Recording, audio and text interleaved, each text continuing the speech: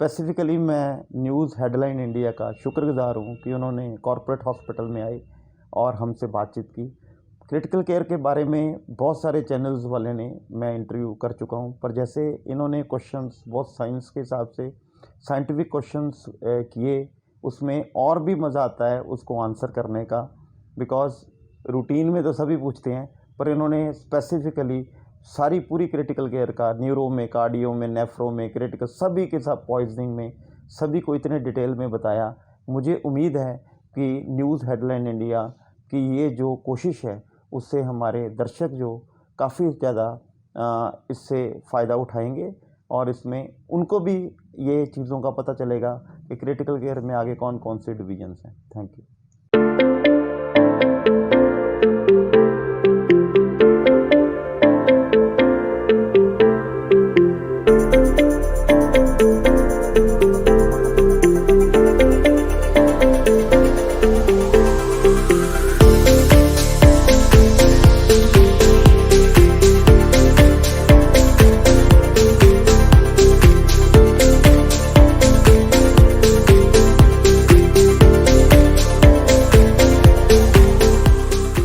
नमस्कार दोस्तों, फिर से स्वागत है आपका अपने चैनल न्यूज़ हेडलाइन इंडिया पर और मैं हूं ओमकार सिंह और एक बार फिर से आपका बहुत स्वागत करते हैं। और दोस्तों, जैसे कि आपको पता है कि हम हमेशा कोशिश करते हैं कि आपके लिए एक ऐसे टॉपिक के ऊपर बातचीत करें जो कि आपके लिए और सोसाइटी के लिए काफ़ी इंफॉर्मेटिव हो।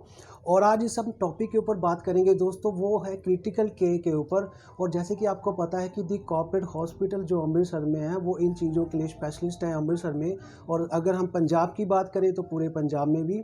और आज हम बात करेंगे डॉक्टर जतिंदर मल्होत्रा जी से, जो कि एमडी हैं दी कॉर्पोरेट हॉस्पिटल अमृतसर के। सर, बहुत बहुत स्वागत है आपका। Sir thank you Omkar ji. Sir, जैसे कि आपको पता है कि हम आज बात करने जा रहे हैं क्रिटिकल केयर के ऊपर। और ऑफ कोर्स जैसे हमें पता है कि दी कॉर्पोरेट हॉस्पिटल एक ऐसा हॉस्पिटल है जिसके पास वो सारी फैसिलिटीज़ और सारी सुविधाएं हैं जो कि क्रिटिकल केयर के ऊपर जो भी सारे डिसीज़ होते हैं उनके साथ वो ट्रीट करते हैं। और सर, मेरा सबसे जो पहला वो जो सवाल रहेगा कि दी कॉर्पोरेट हॉस्पिटल अमृतसर में ऐसी क्या सुविधाएं हैं, जहाँ फैसिलिटीज़ हैं पेशेंट के लिए जो बाहर से ठीक नहीं होते हैं, और लेकिन अगर अमृतसर कॉर्पोरेट हॉस्पिटल में आते हैं तो वो पूरी तरह से ठीक हो जाते हैं, या किस तरह से आप उनको ट्रीट करते हो सर? थैंक यू ओंकार जी इस इंटरव्यू के लिए।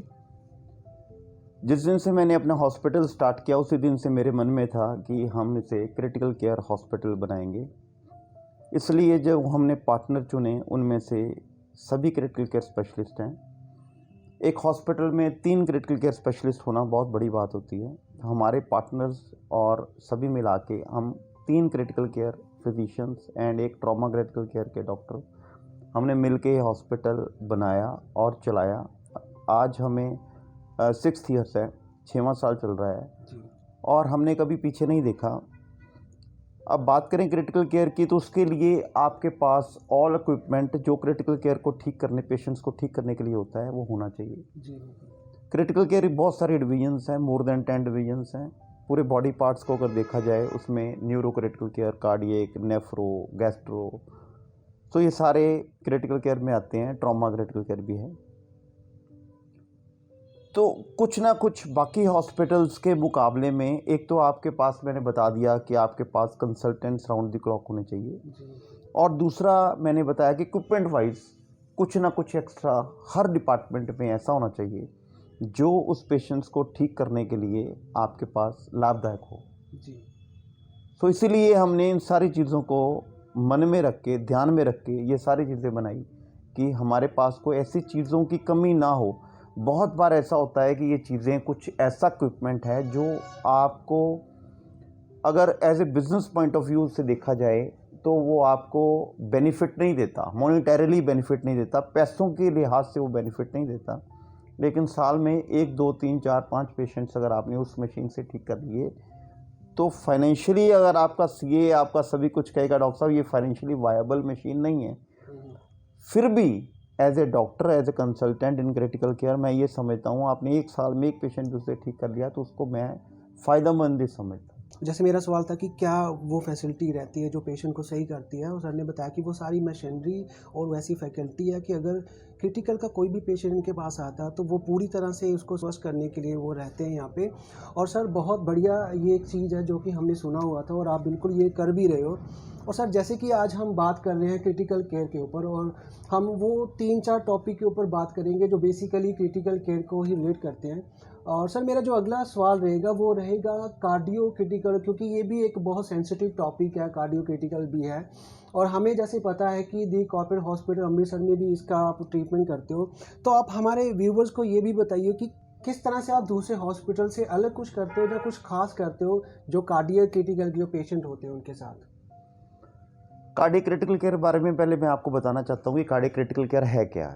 देखो, किसी को हार्ट अटैक होता है तो हार्ट अटैक को मैनेज करने के लिए कुछ हॉस्पिटल स्पेशलाइज्ड बने हुए हैं जिनमें कैथ लैब का होना ज़रूरी है। आज के डेट में कैथ लैब का होना ज़रूरी है और हॉस्पिटल अमृतसर में काफ़ी हॉस्पिटल्स अब बन भी गए हैं जिनमें कैथ लैब फैसिलिटी अवेलेबल है। अब कैथ लैब फैसिलिटी में चेस्ट पेन के साथ पेशेंट जाता है तो उसको एंजियोग्राफी की जाती है। एंजियोग्राफी में जो भी उसका निकला, अगर उसके 1 स्टेंट डलना है, 2 स्टेंट डलने हैं, अगर वो भी हो गया। लेकिन अगर पेशेंट सीरियस जाता है, क्रिटिकल केयर का कार्डियक क्रिटिकल केयर मतलब है पेशेंट शॉक में गया, लाइक किसी पेशेंट को चेस्ट पेन हो रही है और जब पेशेंट एडमिट हुआ और उसका ब्लड प्रेशर 50, 60, 70 ही है, तो उसको इमीडिएटली मैनेज करना होता है क्रिटिकल केयर फिजिशियन से। इमीडिएटली उसको कैथ लैब में लेके जाके समटाइम्स एंजियोप्लास्टी करना काफ़ी खतरनाक होता है और समटाइम्स आप कर भी नहीं सकते। बड़ी बार पेशेंट्स वो जो गोल्डन टाइम पीरियड होता है कार्डियक क्रिटिकल केयर का, स्टेंट डालने का गोल्डन टाइम पीरियड होता है कि इस टाइम पीरियड के अंदर अगर पेशेंट आ गया तो इमीडिएटली हम कैथ लैब में इवन लो ब्लड प्रेशर में भी जाके उसको स्टेंट डाल देते हैं। लेकिन अगर वो गोल्डन टाइम पीरियड भी अगर निकल गया और पेशेंट का बीपी कम है तो उसे स्टेबलाइज करने के लिए कार्डियक क्रिटिकल केयर फिजिशियन चाहिए होता है। उसको 1 दिन के लिए या कुछ घंटों के लिए आपने ऐसा ज़रूर कर देना है ताकि वो पेशेंट्स की एंजियोग्राफी और स्टेंटिंग या उसे एंजियोप्लास्टी कहते हैं, एंजियोप्लास्टी कर सके। और कैथ लैब में कोई ऐसा मिसहैप ना हो जाए कि कैथ लैब में अगर ऐसा इतना sick patients you can not shift, आपको शिफ्ट कर दिया और उसको एंजियोप्लास्टी करने के दौरान कोई प्रॉब्लम ना आ जाए, तो उसके लिए हम उसको पहले पेशेंट को स्टेबल करते हैं। उस स्टेबलाइजेशन करने को ही कार्डियक क्रिटिकल केयर बोला जाता है। जी। और सर ने एक बहुत बढ़िया बात करी कि जैसे ये अगर इनके पास जैसे भी कोई पेशेंट जो कार्डियो क्रिटिकल के आते हैं तो उसको पहले वो सही तरह से उसको स्टेबल करते हैं, उसके साथ उसको कंसल्ट करते हैं, उसके बाद फिर उसका जो भी ट्रीटमेंट होता है, अगर हम पैथोलॉजी की बात करें या दूसरों एंजियोथेरेपी की बात करें, वो सारे करते हैं। और एक बहुत बढ़िया ये एक चीज़ है जो यहाँ पे कॉर्पोरेट हॉस्पिटल अमृतसर कर रहा है। और सर मेरा जो नेक्स्ट सवाल रहेगा वो हमारा रहेगा सर, जैसे कि हमें पता है कि जो नेफ्रो क्रिटिकल जो केयर होता है जिसको हम किडनी के रिलेटेड जो भी बोलते हैं, और हमें पता है कि कॉर्पोरेट हॉस्पिटल जो अमृतसर है उसमें यहाँ पे उसके रिलेटेड भी वो सारी ट्रीटमेंट वगैरह किए जाते हैं। तो आप हमारे व्यूवर्स को वो भी बताइए कि कैसे नेफ्रो क्रिटिकल केयर के ऊपर आप पेशेंट को ट्रीट करते हो या कैसे आप दूसरे हॉस्पिटल से अलग करते हो या बेहतर करते हो सर। नेफ्रो क्रिटिकल केयर में जब किडनी का पेशेंट, कोई भी एक्यूट रीनल शटडाउन का कोई पेशेंट है जो सीरियस कंडीशन में आपके पास आता है, चाहे उसके हाथ पैर सूजे हुए हैं, सांस चढ़ा हुआ है, फेफड़ों में पानी चला गया है या पेट में पानी इकट्ठा हो गया है, जब मतलब बॉडी में से जो यूरिन के रास्ते से पानी बाहर निकलना है वो नहीं निकल रहा, तो एक्यूट रीनल शटडाउन का पेशेंट अगर आपके पास आता है तो उसको डायलिसिस मशीन्स तो ऑलमोस्ट सारे हॉस्पिटल्स में, किसी में 1, किसी में 2, किसी में 10 डायलिसिस मशीन्स तो बहुत सारे हॉस्पिटल्स में लगी हुई हैं। तो सारे वो डायलिसिस करने के लिए तो तैयार हैं। जो पेशेंट चल के आते हैं, चल के आए, जिसको क्रॉनिक रीनल डिसीज़ है, जिसका डायलिसिस पिछले 6 महीने से, साल से चल रहा है, वो डायलिसिस करने के लिए तो पेशेंट आया, डायलिसिस किया और वापस कर दिया। लेकिन जब acute renal shutdown nephro critical care में पेशेंट आता है तो समटाइम्स वो डायलिसिस करने के हालत में भी नहीं होता। वही चीज़ आ गई, अगर जब patient acute renal shutdown with shock में आ गया आपके पास, तो उसमें आप डायलिसिस भी नहीं कर पाते, बिकॉज डायलिसिस करने के लिए आपको कुछ स्टेबलाइज्ड पेशेंट चाहिए होता है। उन कंडीशन में एक ऐसी मशीन अवेलेबल होती है जिसे हम CRRT कहते हैं। उसमें CRRT में कंटिन्यूस रीनल रिप्लेसमेंट थेरेपी कहते हैं, जो फिर वही बात जो मैंने अभी कुछ देर पहले आपको कही कि ये मशीन काफ़ी एक्सपेंसिव है, महंगी है, लेकिन वो कॉस्ट इफ़ेक्टिव नहीं है। अगर उसका कॉस्ट बेनिफिट रेशो देखो कि कॉस्ट बहुत ज़्यादा है, बेनिफिट उतना, benefit in the sense of money की बात कर रहा हूँ, बेनिफिट उतना नहीं है। लेकिन जब आपने CRRT करके किसी पेशेंट की जान बचा ली तो हमें as a doctor, as a physician, हमें तो यही लगता है कि उसका हमने पैसे पूरे कर लिए। तो CRRT मशीन की बात करें तो अमृतसर में इस टाइम चलती हुई मशीन सिर्फ कॉर्पोरेट हॉस्पिटल में है और कहीं पे CRRT की मशीन अमृतसर में अवेलेबल नहीं है। तो इसका हम एज लेके, इसका फ़ायदा लेके हम पेशेंट्स को ठीक करते हैं, CRRT पे डालते हैं। इवन शॉक में पेशेंट का जिसका हीमोडायलिसिस आप नहीं कर सकते, उसमें भी CRRT आप कर सकते हो, बिकॉज CRRT में हीमोडायलिसिस से बेटर फैसिलिटी है, जिससे हम इवन शॉक के पेशेंट का भी डायलिसिस कर सकते हैं। और एक सर ने बहुत बढ़िया बात करी कि पैसा इम्पॉर्टेंट नहीं है, इम्पॉर्टेंट है पेशेंट की जान बचाना। और जैसे सर ने बताया कि CRRT जो मशीन्स है वो कॉर्पोरेट हॉस्पिटल के पास यहाँ पे अवेलेबल है, जो कि नेफ्रोक्रिटिकल के पेशेंट को ठीक करने के लिए काफ़ी हेल्पफुल होती है और प्रॉपर उसको ट्रीटमेंट करने में काफ़ी मदद करती है। और सर का एक बहुत अच्छा मैसेज भी है कि पैसा सब कुछ नहीं है, एक पेशेंट की जान बचाना ही सबसे बड़ी बात होती है। और ये एक पहचान है एक अच्छे डॉक्टर्स की और एक अच्छे इंसान की। और सर ये बहुत बढ़िया बात जो आपने करी सर। और सर जैसे अभी हम क्रिटिकल केयर के ऊपर हम सारी बातचीत करते हैं, तो अगर हम पॉइजनिंग की बात नहीं करेंगे तो ये हमारा एक इंटरव्यू अधूरा रह जाएगा। आप हमें बताइए कि सर जैसे हमें पता है कि दी कॉर्पोरेट हॉस्पिटल जो है पॉइजनिंग मैनेजमेंट के ऊपर one of the best hospital कह सकते हो अमृतसर में और पंजाब में। तो ये जैसे हम स्नेक बाइट की भी बात करेंगे तो कितने सर आपने जो पेशेंट हैं अभी पॉइजनिंग के अगर लेटर हम बात करें जिनको आपने ट्रीटमेंट करके सही करा है, जहाँ दी कॉर्पोरेट हॉस्पिटल जो यहाँ अमृतसर में है वो कैसे ट्रीट करता है अगर कोई इससे लेटर आपके पास जो पेशेंट आता है सर? देखो, अगर पॉइजनिंग की बात करिए तो पॉइजनिंग में दुनिया में अनगिनत है, अनलिमिटेड है, अनगिनत है कि उसका कोई गिना भी नहीं जा सकता। बिकॉज जब पेशेंट पॉइजन खाता है तो सोच के नहीं खाता मैंने ये खानी है और मैंने ये नहीं खानी। जो उसके हाथ में उस टाइम जब उसकी मानसिक प्रॉब्लम चल रही है और उसने पॉइजन खाने का सोचा है, तो उसने वो पॉइजन खा ही लेनी है जी। जब उसने वो पॉइजन खा ली हमारे पास आ गया, अगर तो उसने कुछ लेबल या कुछ ऐसी बॉटल हमें दिखा दी कि ये पॉइजन हमने खाई है, फिर तो उसका ट्रीटमेंट कंपैरेटिवली इजी हो जाता है। जी। जब पेशेंट मल्टीपल 2-3 पॉइजन मिला के खा लेता है या ये नहीं बता पाता कि मैंने कौन सी पॉइजन खाई है, तो उसमें ये प्रॉब्लम आती है कि आपको ट्रीटमेंट करने में थोड़ी सी दिक्कत होती है, थोड़ी मुश्किल आती है, बिकॉज एंटीडोट सिलेक्शन करना बहुत मुश्किल है।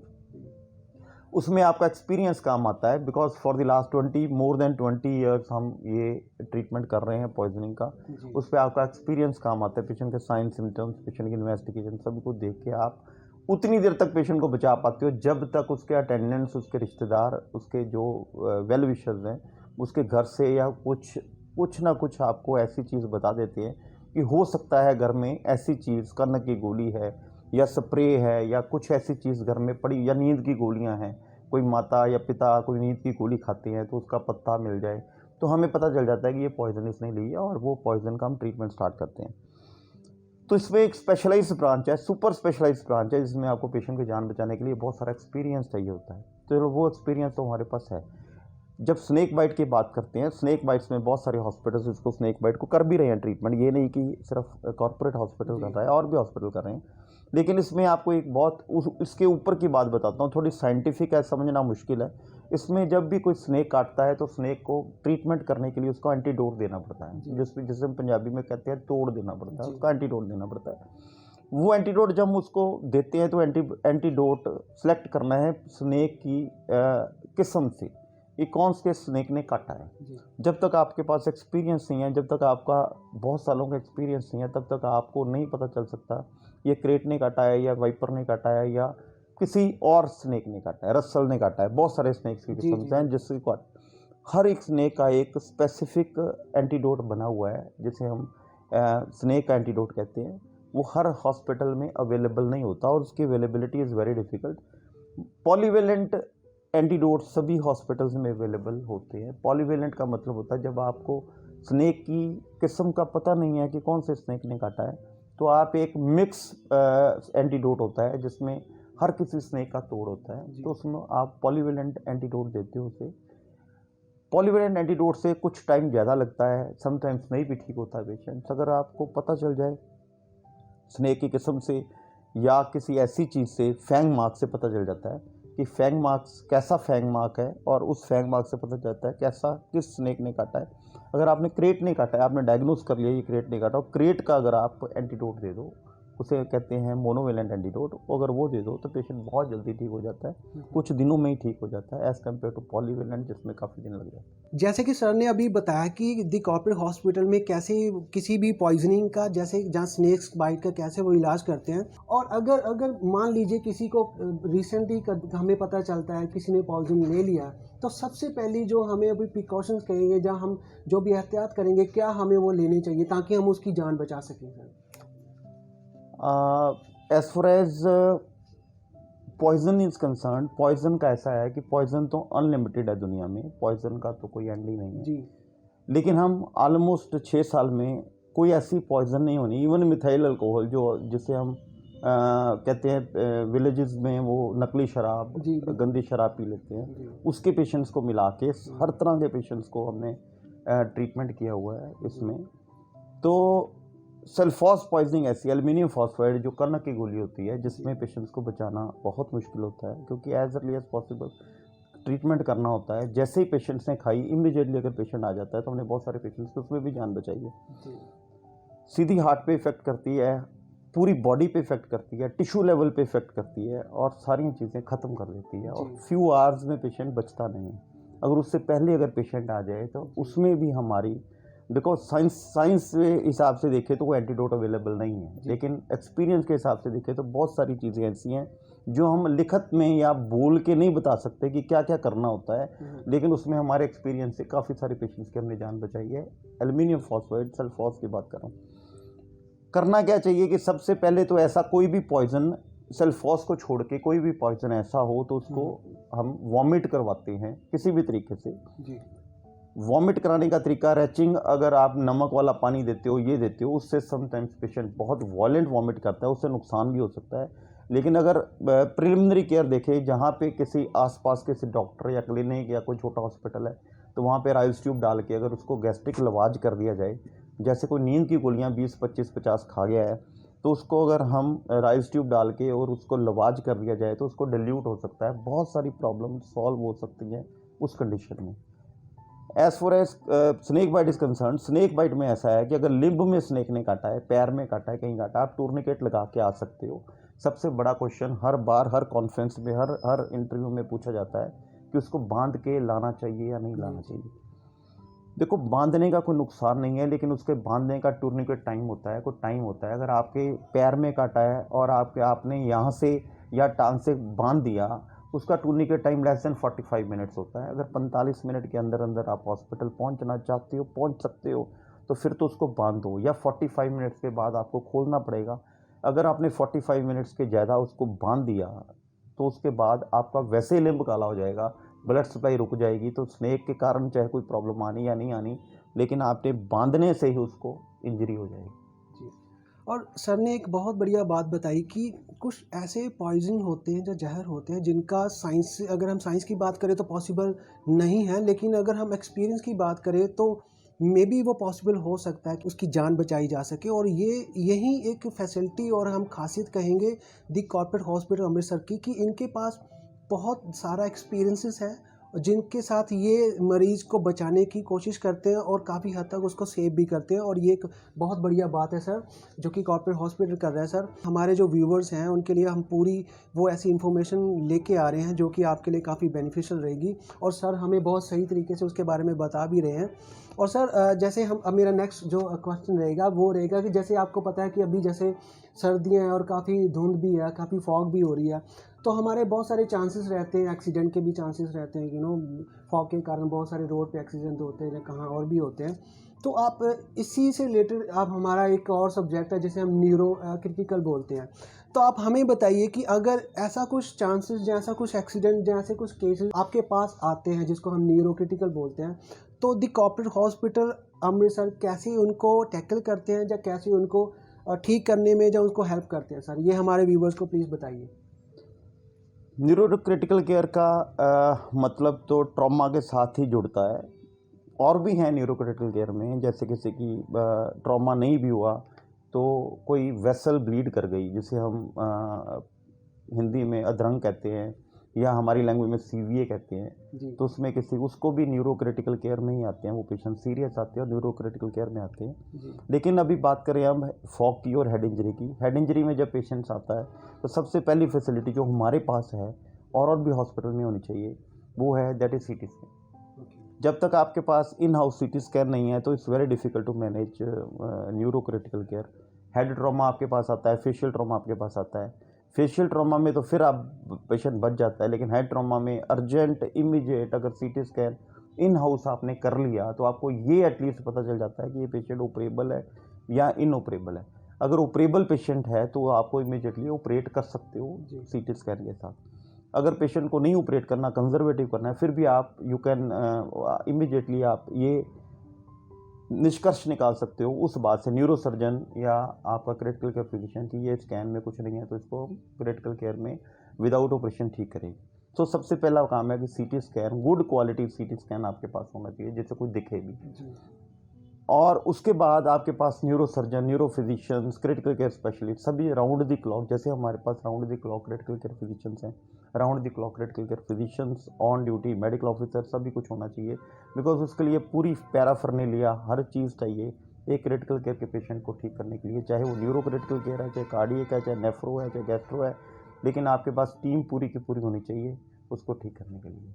और सर ने जैसे बताया कि वही चीज़ कि आपके पास अगर पूरी वो टीम है जो उस चीज़ को पूरी तरह से मैनेज कर सके और हैंडल कर सके, तो वो बहुत बेनिफिशियल रहता है उन पेशेंट के लिए जो कई बार हेड की सर्जरी से जब उसकी एक्सीडेंट के साथ सफ़र करके रिसेंटली हॉस्पिटल में आते हैं, तो दी कॉर्पोरेट हॉस्पिटल रिसेंटली और क्विकली उसको अडॉप्ट करते हैं उस पेशेंट को और जल्दी जल्दी उसके ट्रीटमेंट को शुरू करते हैं, क्योंकि इनके पास वो सारी फैसिलिटीज़ हैं। अगर हम सीटी स्कैन की बात करें, अगर हम कुछ दूसरी फैसिलिटीज़ की बात करें, तो जिससे कि मरीज़ को बिल्कुल सही तरीके से सही करने में बहुत हेल्प मिलती है। और सर ने बहुत बढ़िया इन्फॉर्मेशन हमें आज दी। जैसे कि हमारी टीम ने रिसर्च करा है और हमें पता है कि हमने काफ़ी लोगों से बात भी करी है कि कॉर्पोरेट हॉस्पिटल जो है to comparable to the other hospital in Amritsar और पंजाब एक्सपेंसिव है और काफ़ी महंगा है सर।